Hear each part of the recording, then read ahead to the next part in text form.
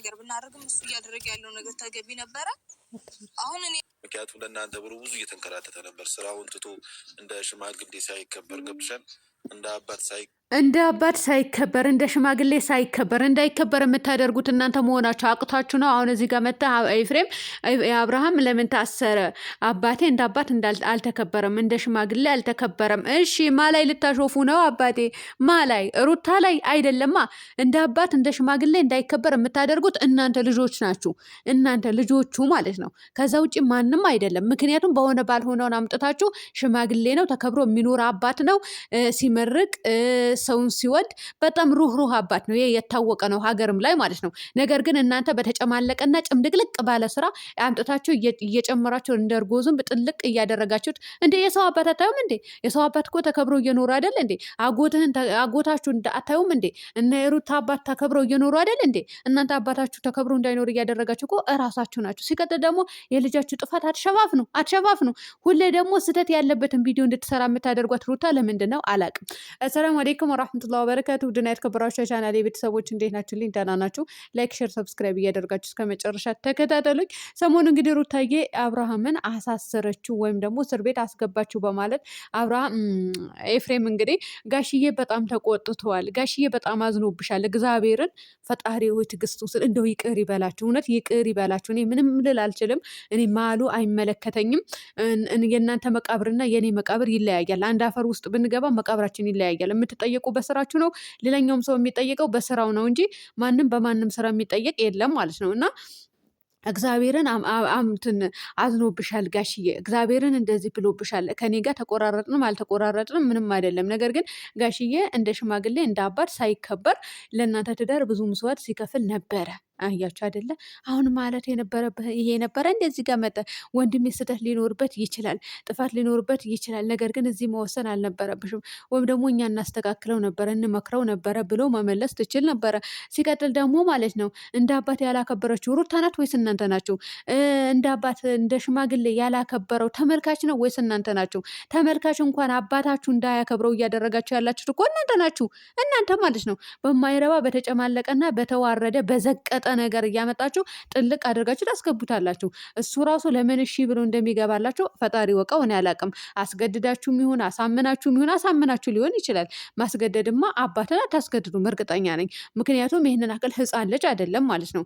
እምቢ አይሆንም፣ አላደርግም፣ ይሄ ነገር አልሰራም ማለት ይችላል ማለት ነው።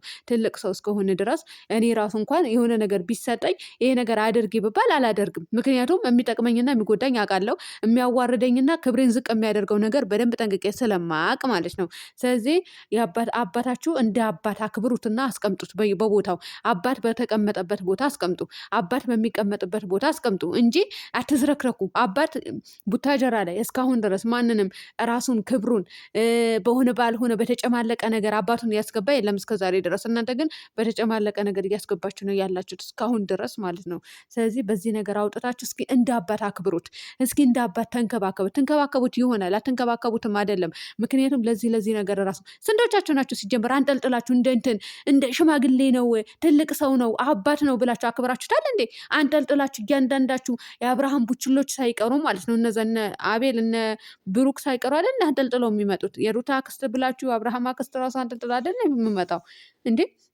ለአባት ክብር የሌላችሁማ እናንተ ናችሁ ክብረ ቢሶች። እሺ ሌላኛው ደግሞ ያው እንግዲህ ይሄ ጨርሽ ያለው መናገር ያለብኝ ነገር ነው የተናገርኩኝ። ይቅርታ ካስቀየምኳችሁ ውድ ቤተሰቦች። ምክንያቱም አሁን ሰው ሁሉ ሩታ ላይ እንዲፈርድ ነው እያደረጉ ያሉት እና ደግሞ ሁሌ ስህተት ያለበትን ቪዲዮ እሷ እንድትሰራ ነው የሚደረገው ማለት። አሁን ሩታ አሳሰረች። አብርሃም ሲጀመር ትላንትና አይቼዋለሁ። እሺ ትላንትና መዝናኛው ቦታ አይቼዋለሁ ማለት ነው። ይሄ ምንድነው ኦዶ መውጫ መሳፈሪያው ጋር መዝናኛው ቦታ የለም እዛ ጋር አይቼዋለሁ። እና ይሁን አትቀደዱ ቀዳዶች። የእናንተ ነገር እኔ ማለቂያ የሌለው ነገር ነው። ዝም ብል ነው የሚሻለኝ እንጂ ምንም ልል አልችልም። እና በዋስ ተፈታ ነው አብርሃም ወይስ ምን ተደርጎ ነው ወጥቶ እዛ ጋ የነበረው ትላንትና ማለት ነው? እንግዲህ ወይ ዛሬ ባይፈታ ነገ እንድታሰች ይፈልጋለሁ እያለ ነበረ። እና እኛ ደግሞ ወደ ገበያ ልክ ቡታጀራው ላይ ወደ ገበያ ስትገቡ መግቢያው ላይ የሆነ መዝናኛ ቦታ አለ፣ ብዙ ቦታ መዝናኛ አለ። እና አሁን ደግሞ ምን እንዳለ አላቅም። ይሄ ሰሞን ባንዲራ የተለያዩ የዱባይ፣ የባህሬን፣ የሳውዲ የኢትዮጵያ ባንዲራ ብቻ የብዙ ሀገሮች ባንዲራዎች ማለት ነው ቡታጀራ ላይ በአንድ ቦታ ተደርድረዋል፣ አንጠልጥለውታል ማለት ነው፣ ሰቅለውታል። ከዛ በኋላ መዝናኛ ከታች ደግሞ ሳር ምናምን አለ፣ መዝናኛ ቦታ ነው፣ እንደ ጥላ ነገር ብቻ ብዙ ነገር ተደርጓል። ግን እንትኑ ለምን እንደተሰቀለ ማውቀው ታሪክ የለም፣ ባንዲራው ማለት ነው። እና እዛ ጋር ነበረ ትላንትና ማለት ነው። አሁን እዚህ ጋር እንትና ምን ይላል ኤፍሬም? እሺ ትላንትና አስፈትታችሁት ነው እናንተ? ሲቀጥልስ ደግሞ እቺ ልጅ ሁሌ በየጊዜው እንድትሰደባት ታደርጉ ሳይሻላችሁም እንዴ? ጋሽዬ ተቆጣ። ጋሽዬ እንዳባት አልተከበረም። እንዳባት እንዲከበር ያላደረጋችሁት እውነቱን ልንገራችሁ አይደል እናንተ ናችሁ። አሁን ሩታ አባቷን እንደዚህ አድርጋ ብታመጣ ኖሮ ሩታ አጥቤ ነበረ ማሰጣት። አባቷን እንደዚህ አምጥታ እንደናንተ እንደ ጋሽዬ አምጥታ በሆነ ባልሆነው ጥልቅ አድርጋ የምታስገባ ቢሆን አለቃትም ነበረ። ነገር ግን አታደርገውም እሷ ራሱ ማለት ነው። ምክንያቱም አባቷ የተማረ ነው፣ አስተማሪ ነው ሲጀመር ማለት ነው። ጠዋት ይወጣል። ስንት ሰዓት ነው? ከ10 ሰዓት በኋላ ነው ቤት የሚገባው እና አንዳንዴ ደግሞ እስከ 12 ሰዓት ይቆያል ማለት ነው ቤት ሳይገባ። ምክንያቱም መምህር ስለሆነ የህፃናቶች ማቆያ ነው፣ የሆነ ነገር ይሰራል ማለት ነው። እና እንደዚህ አይነት ነገር ደግሞ ጥሩም አይደለም ሲጀመር፣ ልታደርገውም አትችልም። አያቸው አይደለ? አባቷ እኮ ሩታ ማስተዳደር አቅቷት አይደለም፣ ማድረግ አቅቷት አይደለም፣ መርዳት አቅቷት አይደለም። አባቷ በዚህ ስራ ወጥቶ ማለት ነው። በአሁኑ ስራ ትልቅ ሰው ነው አይደል? እንደ ሽማግሌ ተከብሮ ይኖራል። እንደ ሽማግሌ ትንከባከበዋለች። አባቷ በደንብ አድርጋ ትንከባከበዋለች። ነገር ግን ስራ አልፈታም፣ እኔም የልጄን እጅ አልጠብቅም፣ እኔም እሰራለሁ፣ ሰርቼ ያገኛለሁ ብሎ በቃ ክብሩን በሚመጥንበት ቦታ ነው የሚውለው ማለት ነው። አስረግጬ ነው የምነግራችሁ። ክብሩን በሚመጥንበት ቦታ በማይሆነው በተጨማለቀው ነገር መግባት አልፈለገማ። በቃ መኖር የሚፈልገው ሌላ ታሪክ ውስጥ ነው፣ ስራው ላይ በቃ። አያቸው አይደለ? የተማረ ግደለኝ ማለት ይሄ ነው። እና ጋሽዬም ስህተት አለበት አይደል? ስህተት አለበት ማለት አይደለም፣ ስህተት የለበትም። ምክንያቱም እያመጡት ያሉት እነሱ ስለሆኑ ማለት ነው። እያመጡት ያሉት ወጣቶች ስለሆኑ ልጆቹ ስለሆኑ ጋሽዬ ላይ እኔ ስህተት አለ ብዬም አላስብም። ቢኖርበት እንኳን እኔ ስህተት አለበት ብዬ ልናገር አልችልም በተአምር። ምክንያቱም አልፈልግም እኔ እንደዚህ አይነት ነገር። አባት ነው፣ እንደ አባቴ አከብረዋለሁ። አባቴ ነው ማለት ነው። የእናንተም አባት አባቴ ነው፣ የእኔም አባት አባታችን ነው። ስለዚህ እንትን ልል አልችልም፣ ልናገር ምንም ልል አልችልም ማለት ነው ውድ ቤተሰቦቼ። ነገር ግን አብርሃም ትላንትና መዝናኛው ቦታ አይቼዋለሁ ማለት ነው። እና እኔ በዋሳ አስፈትተውት ይሁን አልታሰረም ነው ወይ ወጥቶ ነው ወይ እንዴት ነው ልትሉ ትችላላችሁ። አላቅም፣ አትጠይቁኝ ማለት ነው።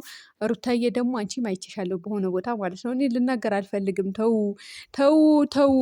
ብቻ ያቺ ሴትዮ አታምጡብን እንጂ ሁለታችሁ ትሰሩ እንደሆነ ቪዲዮ በስርዓት ስሩ። ሩታ ደግሞ አንቺ የሆነ ያልሆነ ቪዲዮ መስራት የለብሽም። አንቺ የሆነ አለ አይደለም የሚያስወቅስሽ ስራ አትስሪ።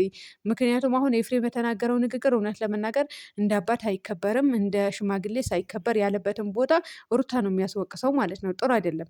ስለዚህ እኔ ሩታ እንደዚህ አይነት ነገር ተቀብላ ባትሰራ እነሱ እኮ እነሱን የሚያሰድባቸው ስራ እኮ አይሰሩም። በነገራችን ላይ ካስታወሳችሁ ወይም ደግሞ ካስተዋላችሁ ማለት ነው።